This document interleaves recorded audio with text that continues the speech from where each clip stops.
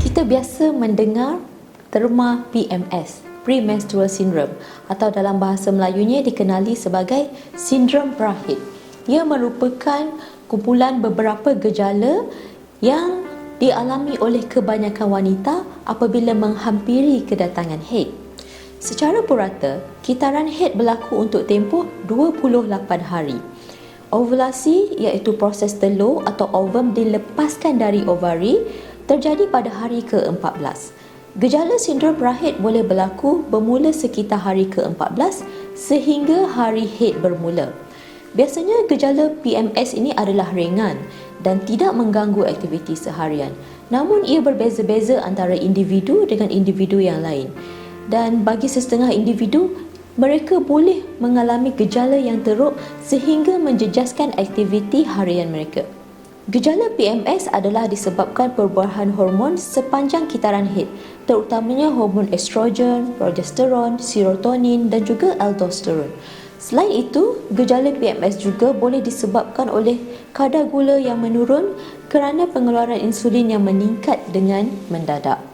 Terdapat beberapa kategori PMS dan setiap kategori ini didominasi oleh gejala-gejala tertentu. Seseorang wanita boleh mengalami kombinasi daripada mana-mana kategori tersebut. Kategori yang pertama ialah PMS-A atau anxiety. Ciri-ciri utamanya ialah seseorang itu mudah berasa cemas, bimbang, mudah marah, gelisah, sukar untuk tidur dan moodnya cepat berubah. Antara penyebabnya ialah tahap estrogen yang tinggi dan tahap progesteron yang rendah dan juga kekurangan vitamin B6. Kategori yang kedua ialah PMSC ataupun craving. Yang ini banyak berlaku apabila hampir mendapat period, apabila hampir mendapat haid, terasa nak makan macam-macam. Ada rasa nak makan kek, ada rasa nak makan steak, macam-macam lagi yang terasa. Cepat berasa lapar, makan dalam jumlah yang banyak, rasa ingin makan sesuatu yang manis. Dan seseorang itu juga mungkin mengalami simptom hypoglycemia, iaitu kekurangan gula dalam darah, seperti rasa berdebar, sakit kepala atau lesu. Penyebabnya ialah berlaku ketidakseimbangan antara tahap insulin dan juga kandungan gula dalam badan. Kategori yang ketiga ialah PMSD atau depression.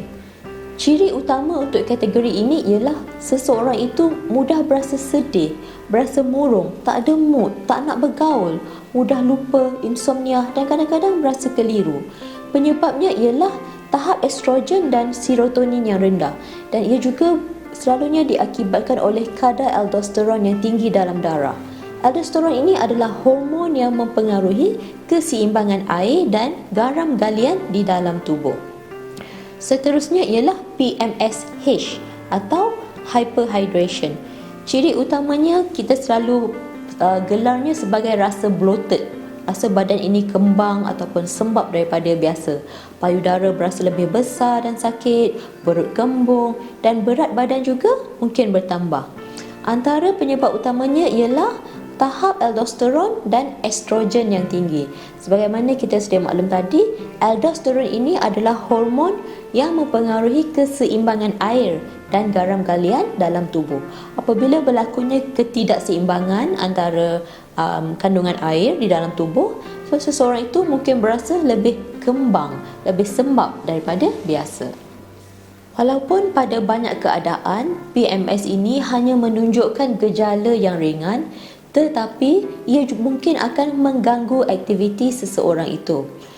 Oleh itu, terdapat beberapa terapi dan rawatan yang boleh dilakukan sendiri, dan jika terlalu teruk simptom PMS yang dihadapi, seseorang itu perlu mendapatkan rawatan daripada golongan profesional.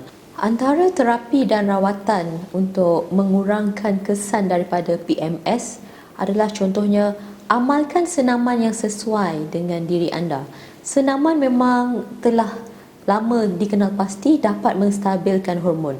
Seterusnya, amalkan pemakanan yang seimbang dan teratur.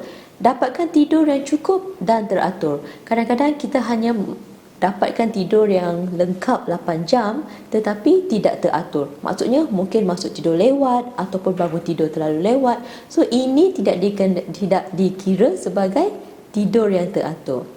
Seterusnya, kawal tahap stres anda.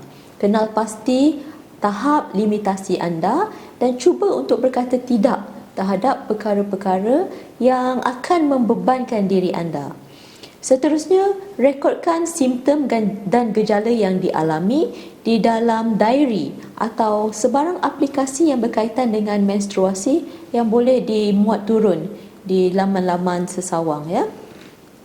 Dapatkan rawatan daripada pakar sakit puan ataupun pakar psikiatri jika mengalami gejala berkaitan PMS yang keterlaluan.